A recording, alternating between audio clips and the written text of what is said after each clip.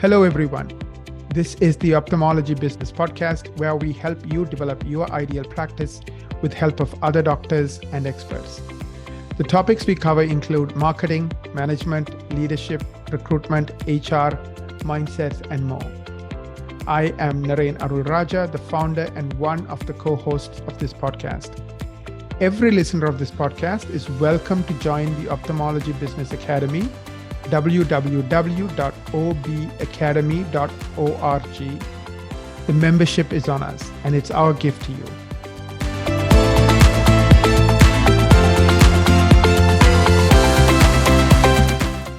Today, I'm excited to talk to Dr. McCabe about how you can use charitable care as a way to grow your practice and boost your morale.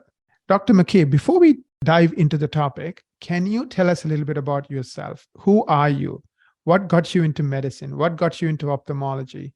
And just tell us where you are today with your career as well. Yes. And first, I want to say thank you so much for having me on your show. And I'm excited to be able to share what I think is one of my most enjoyable and rewarding parts of my practice. And that's working charitable care and giving back into the business of ophthalmology, as well as into just how you're satisfied with your life and your career.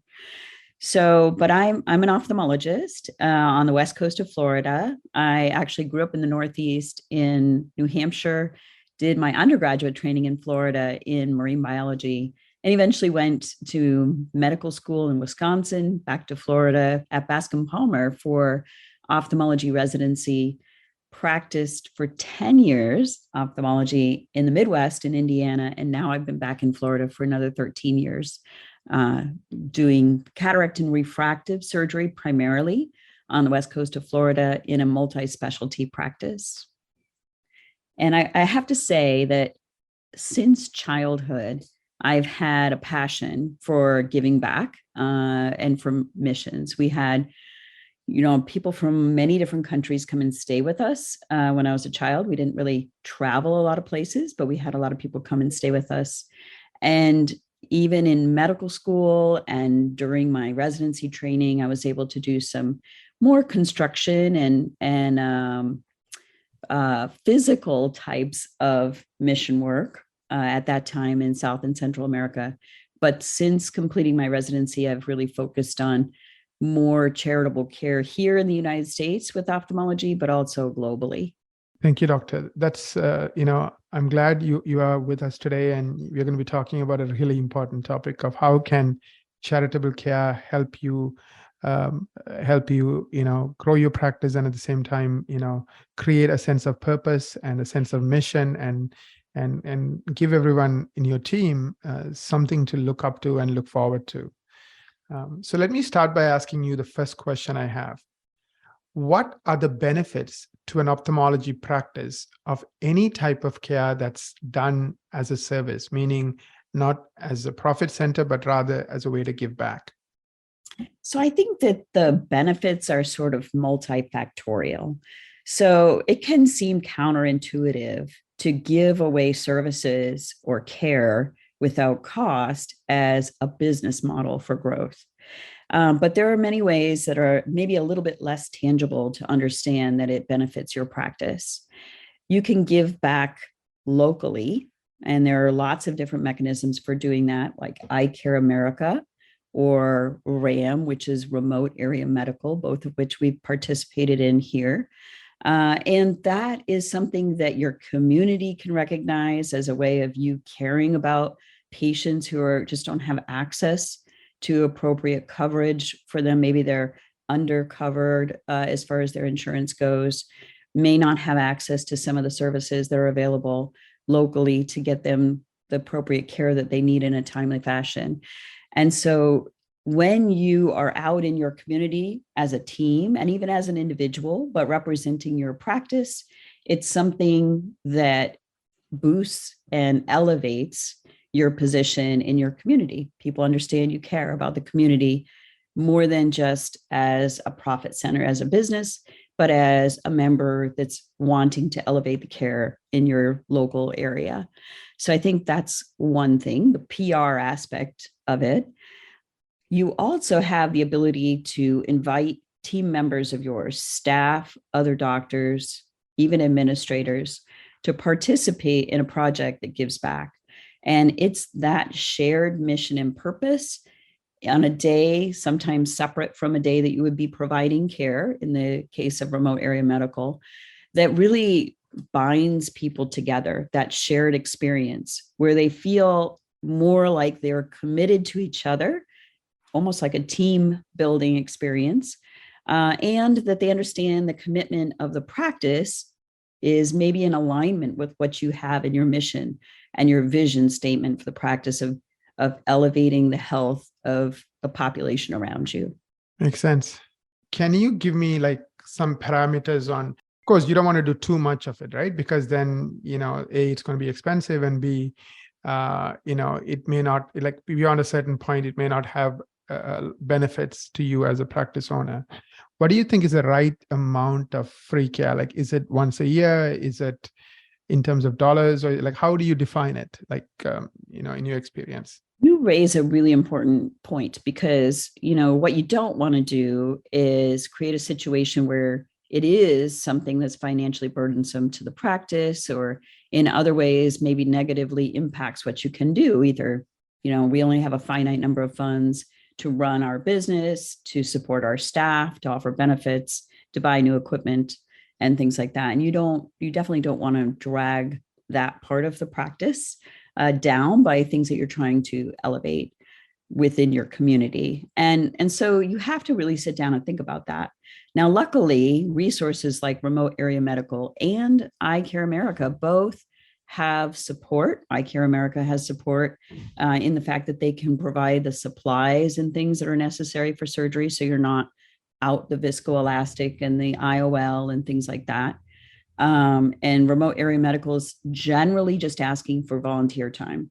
So, and it often is over the weekend. So they're not taking away from your staff being available for practice or you providing patient care. And they are allowing you still to have that team building and presence within your community. But I think you're right, because, it still does take time away from your practice when you have a patient who comes in and needs testing, for instance. And that's another way that you can give back in your community. You might be a resource for some of the low income care that's provided in your community. We've done that as well here in my local community. So we might make ourselves available to provide visual field testing for glaucoma patients, for instance, and interpretation of those. And that takes time from our staff and our patient care. And in those instances, and even in working in charitable cataract surgeries, we kind of have set what we think is a reasonable number per month. And that's what our goal is. And we've communicated with organizations that send us patients saying, we really think we can accommodate this number of patients on a charitable basis per month or per year. And that makes sure we don't fall outside the parameters that are reasonable for our practice. And that will be different depending on the size of the practice, the number of staff that you have, the number of locations you have, and the number of providers that you have there as well. Right. And also, if this is the very first time you're going to be doing this, you could, just do it on a smaller scale and test things out. And then depending on that, then you think through, like, what do you want to do long term? Now, I'm wearing the hat of a business owner, a practice owner, and I have to make a profit, right? I have to motivate my team. How does this, let's start at the 10,000 foot level. How does this, maybe we'll start by, how does this help me make a profit? Because I have seen this, other types of doctors doing this as well, like dentists. Like, for example, I have clients that would do free dentistry for, let's say, veterans, or women who have been abused, or could be like one big case that takes a lot of time and money, or could be like a free day of dentistry. So anybody can come in, they get 4 other doctors to show up, the team shows up from 7 a.m. to 7 p.m. People line up at 2 in the morning sometimes because they want to be one of those people that gets seen that day. It's quick, fast, they take care of the basic stuff, right? So, and then I've seen people go on missions, so there's all kinds of models. So, but this particular one doctor that I'm thinking of in Chicago, he got a lot of benefit. Every news crew covered it before, after, it was on the TV. I mean, everyone, in Chicago ended up knowing about this guy, and they showed pictures of lines and all these doctors working tirelessly to see as many patients. Just a way of giving back. The other thing I liked about it is it did not take away from his day-to-day business, which was targeting a different demographic, not the ones who can't afford care, but the ones who can. So I love that. So I mean, it was a win-win-win, and of course it created that team environment. So let's start on the business side. Have you seen, or can you give us some models on how this can be profitable? Meaning, it's not just doing good, it's not just giving back, but it's also doing good for your own business, own bottom line. Yeah. Again, so it as you mentioned, many times these days are carved out on a separate day than what you would normally provide patient care. And there are many practices who will carve out a whole mission cataract day, for instance. Remote area medical, like I mentioned, is on a specific day. And I think the advantage of that is exactly as you said. You have an opportunity to have people come in and write articles, interview the patients, interview the doctors, and make sort of a media event about it as well. And I think you also have the opportunity when it's a combined community type effort, like, again, the remote area medical one is not that's the only one, but that to make relationships with even those people who will be referring in the community. So in that particular effort, there are different ophthalmologists that come, there are optometrists that come in and donate their time, and staff. And so it's making a networking connection throughout the community that understands, even by watching how you interact with patients, what your communication style is. They have a physical and very obvious representation of your commitment to care. And a lot of times it's solidifying those relationships. So referral wise, I think that's another way that it builds your practice in that setting. And it is something that among our staff, they really get a sense of belonging with a unified purpose that does make sense to them, according to your mission and values that we frequently have, that we're trying to create a culture of elevating care and of teamwork and of supporting each other and working for a purpose together in our practice. So showing that in a different setting, I think, just reinforces all of that. Right.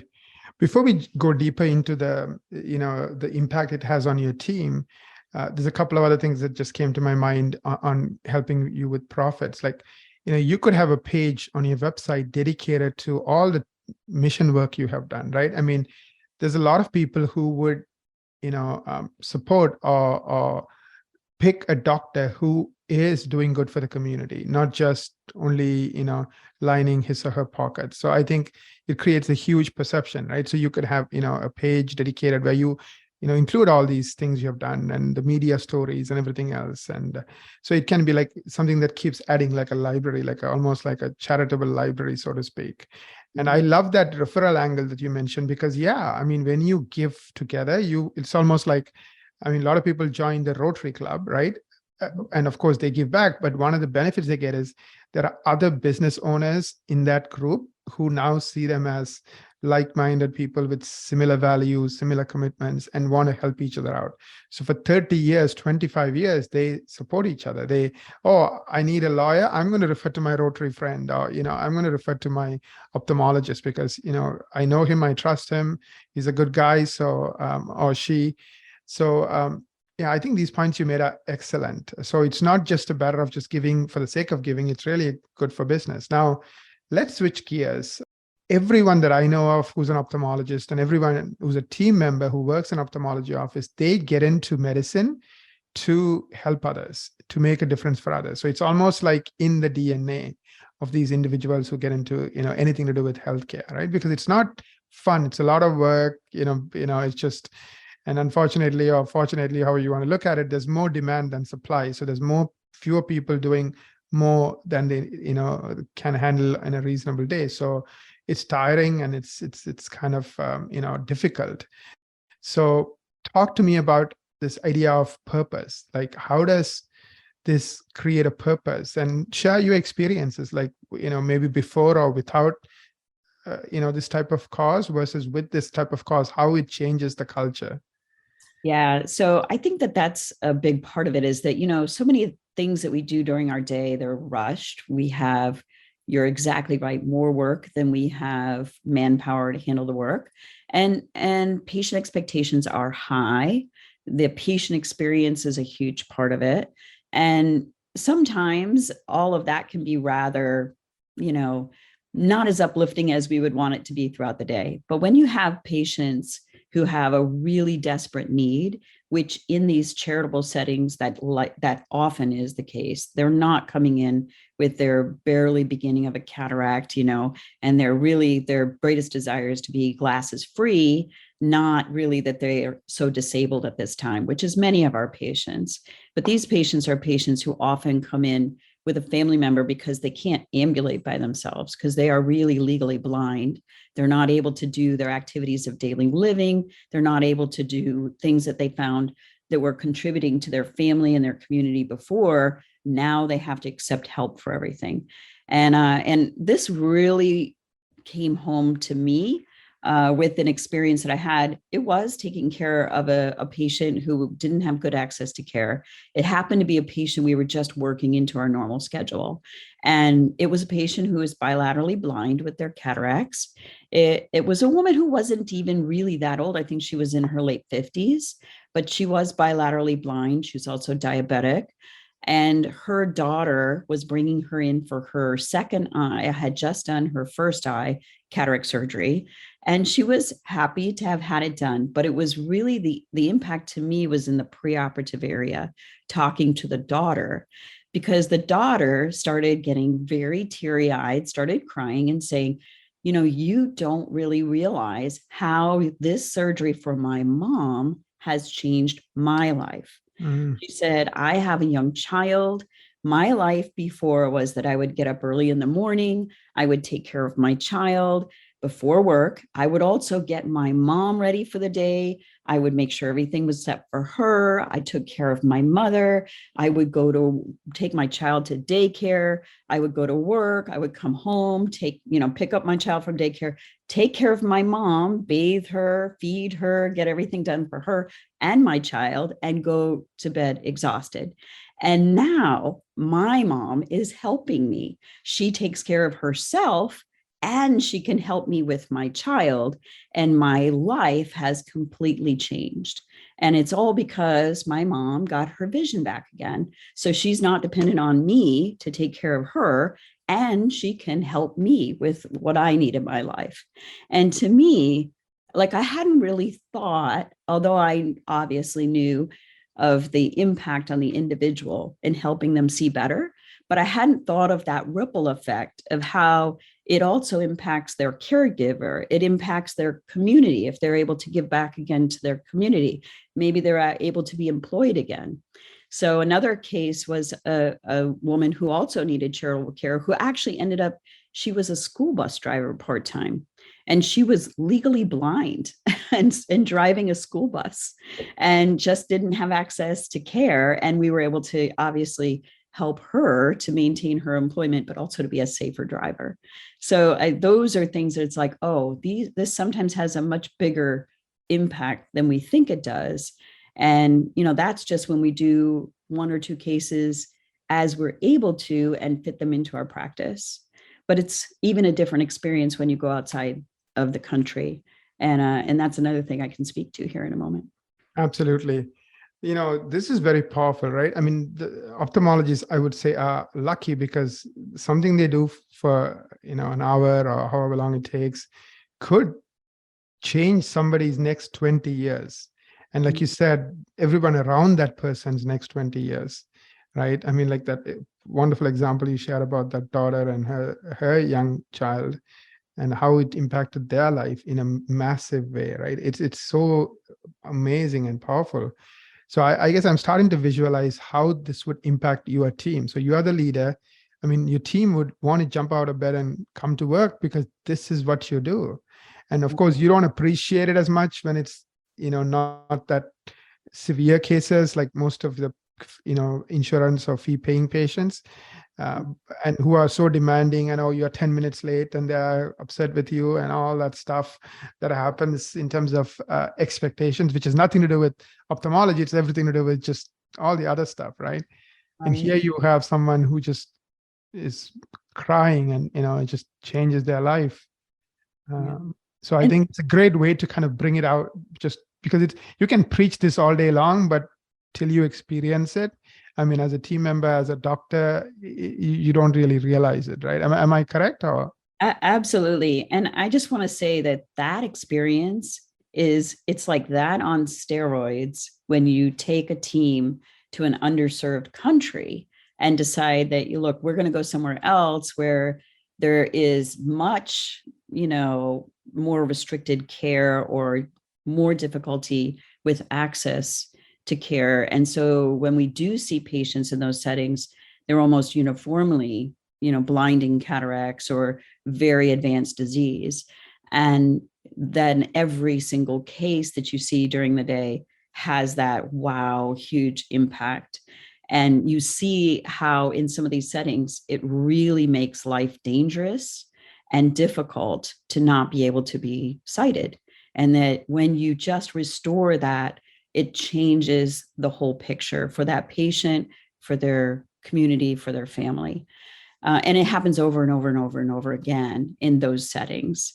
And the other thing about it is part of what becomes very frustrating, and we know that physician burnout is on such a high level right now, is all of the things we have to do in association with what we do to take care of patients. So it's not the taking care of patients, but it's the EMR that we have to learn, and we have to load everything, or it's the prior authorizations and the insurance coverage and all of the other accessory things that go on that really don't have anything to do with direct patient care. And when we go on a mission, all of that is gone. It might be two pieces of paper tied together with a piece of string that say patient has a cataract, I took it out and now they see better, and it's boiled down to really the essentials of what the patient needs, what their current situation is, and then what you did to solve it. And that's the pure thing that we want to experience in medicine. That's what we went into medicine for, is right. the ability to relieve suffering and improve the quality of health. Can you talk more about, how do you help outside of your communities, let's say internationally? Are there any groups that you can work with? Perhaps share your experience, like some examples, so our audience can get a feel for this whole thing. How long does it take to plan some of these trips out? How long are these trips? Who's paying for things? Are you just give us like a lay of the land? Yeah, so there are lots of different organizations that do international trips, and sometimes we do one yearly to St. Vincent and the Grenadines. I also participate in other missions like Kenya and other places. And there are a number of different organizations that help to organize those. So the first thing I would say is, if you're interested in going internationally, don't pave a trail on your own the first time you go with a team that's been to the area multiple times, that has the support system already in place for follow-up care and for pre-visit identification of patients, because those are two key components that have to be in place as well. So go with a team that already knows where they're going and has it set up. And then find out how you need to prepare, because it is, as you mentioned and alluded to, a process. You can't decide that next month I'm going to go to Kenya and do a bunch of surgery. You have to plan for that. You have to get donations from companies that will supply the disposables that you need. You have to know what you're going to be encountering when you're there, what the need is, what you should be bringing, what's already in place, what type of surgery you're going to do, what kind of capital equipment is already there. For instance, will it be phacoemulsification in the case of cataract surgery, or will you be doing a manual extra cap? And so you have to have, number one, an idea of what you're going to encounter, if you have the skills or not to be able to provide that care, and what you need to do as a team member to bring the supplies that are needed, and where you can go to get those supplies donated. So it is a process. So the first thing is don't try to invent the wheel. Go with somebody who already knows what's in place and what's needed. And then in the future, you can start finding another place, maybe where you're passionate about, that you're more integrally involved in creating all of the things that are needed to set up a successful trip. So there are organizations. Can you name some organizations that somebody who's just, like you said, first time, he or she doesn't want to do the whole thing from start to finish, but somebody where he can piggyback and join them and support them? So a couple things, well-known ones are Surgical Eye Expeditions. So C International, they have a website, and you can get on there and see where there's a need and where they're looking for team members. You can actually look to see how long the mission will be. Sometimes they're a week, sometimes they're 2 weeks. They can be longer than that. Maybe in an area of the world that you're interested in going. It's often nice to have some ability to communicate. So I tend to like to go to Spanish speaking countries because I can communicate in Spanish. So that's a good one. Medical Mission International is another. There's one called Mercy Ships, and a resource or a place that puts together many different missions that you can search then by area and duration of the mission is something called the Global Site Alliance. And so that's globalsite.org is the mission site, and or is the website for that. And you can look according to there'll be a small synopsis of the different missions. You can even put areas of the world or duration of the mission into the search bar and narrow down your search that way. Sometimes just talking to people that you know go on missions is a nice way, so that you already know somebody who's going to be on the mission that you're interested in. And then each of our organizational meetings, so ASCRS, AAO, some of the other large ones, will have places where there's conversation and papers and presentations around global ophthalmology. And that's another nice place to network with people who have a shared desire to provide care in missions. Thank you so much. As we come to an end, I have 2 questions. You mentioned a lot of resources. Are there any other resources you didn't touch on, either locally or globally, that perhaps you may want to mention here? Yeah, so Lighthouse for the Blind, another great local resource. Maybe what you want to do is a little bit more limited to start and more local. That's another resource that I think is a great place to go. Orbis, you can actually contribute there. That is the international plane that's designed to allow for education internationally. And they have a whole cyber site division, which is a global education that they do that's done virtually. So another way to contribute without even leaving your living room or your computer. So that's another place I would look especially if you're just starting to get connected. And then there's something called ACE, which is Advanced Center for Eye Care Global. That is an organization that also does remote mentoring, where you could have somebody watch what you're doing in the OR. You can actually mentor somebody remotely who's operating in an underserved area and give them some pointers during their surgery, and then also do some lecturing. So those are other areas where you can kind of dip your toe into these things. We have a mission, as I mentioned, in St. Vincent and the Grenadines called Sight for Life. And if anybody would like to reach out that may be interested in going on that mission, I would be more than happy to speak with you. Our website is sightforlife.org, and my email is cmccabe13@hotmail.com. Thank you so much for those resources, Dr. McCabe. I also want to take a moment to thank you today for your time to talk about charitable giving, both locally and globally, and how that can help build morale, culture, and also as a way to grow your practice. So it's not just a way to just give back, but it's also a way to make your practice stronger, more profitable. So thank you so much for that.